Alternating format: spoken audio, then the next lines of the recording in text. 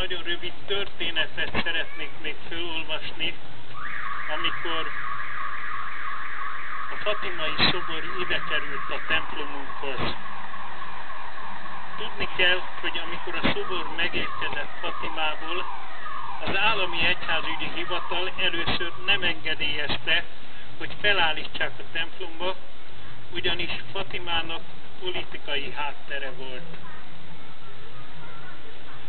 És akkor a megemlékezés, hogy amikor végül mégis engedélyezték a szobor felállítását a templomban, Laci bácsinak mesélte egy néni, mennyire örül, hogy Mária végre megérkezhetett hozzánk, mert ő mióta tud a szobor fogságáról, minden nap elment és imádkozott érte a keleti pályaudvarnál.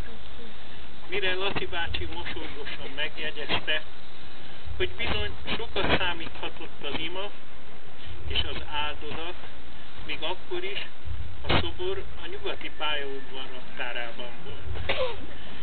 Hát Laci bácsi ilyen volt, szerette a verset, Mécs László volt a kedvenc költője, és sokszor elhangzott a szájából Mécs László egyik versének egy verszaka, testvéri szánalomból, a szívem rádoromból, bátyám, én lelket oltok az evangéliumból, midőn kobzom jóságos zenéjű verset kört, vadócban rózsát oltok, hogy szebb legyen a föld, és ő így tett egész életnek keresztül.